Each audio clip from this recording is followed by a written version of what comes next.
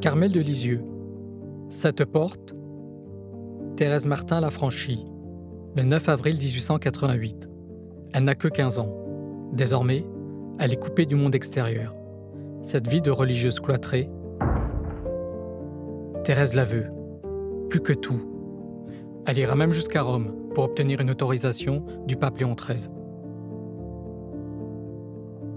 Je sentis mon cœur battre avec une telle violence qu'il me sembla impossible d'avancer. J'avançais cependant, tout en me demandant si je n'allais pas mourir par la force des battements de mon cœur. Aucun nuage n'obscurcissait mon ciel d'azur.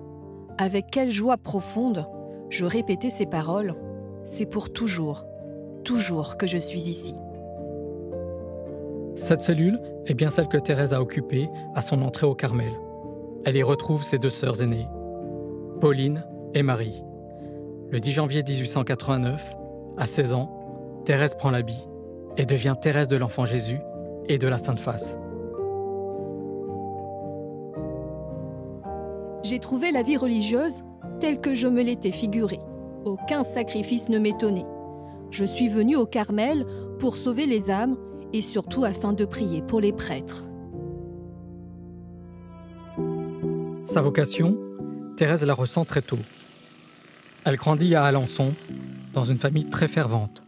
Ses parents, Zélie et Louis Martin, élèvent leurs enfants dans la foi et la charité chrétienne. Thérèse n'a que 4 ans lorsque sa mère décède. La famille quitte Alençon pour Lisieux. Dans cette maison, les Buissonnets, c'est à son père, Louis, que la petite Thérèse, âgée de 14 ans, confiera son souhait, celui d'entrer au Carmel. La vie de Thérèse devient alors le lieu d'exercice de l'amour, même dans les tâches les plus simples.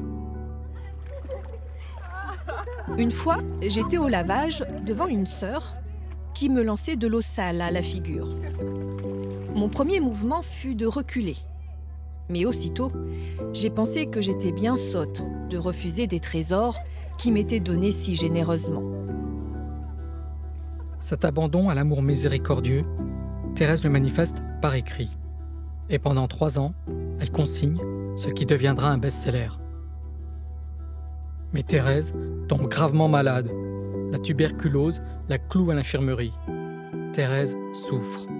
Et bien plus encore, car elle doute. Elle découvre les ténèbres, privée du sentiment, de l'amour de Dieu.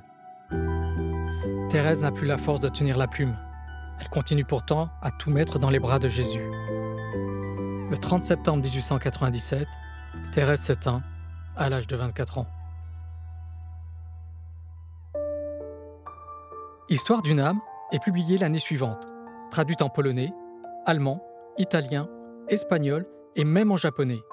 On estime son tirage total à plus de 500 millions d'exemplaires. Sa petite voix, ce chemin pour aller vers Dieu, s'est répandu dans le monde entier. Canonisée en 1925, elle est la patronne des missions et de la France. En 1997, elle est proclamée docteur de l'Église par le pape Jean-Paul II.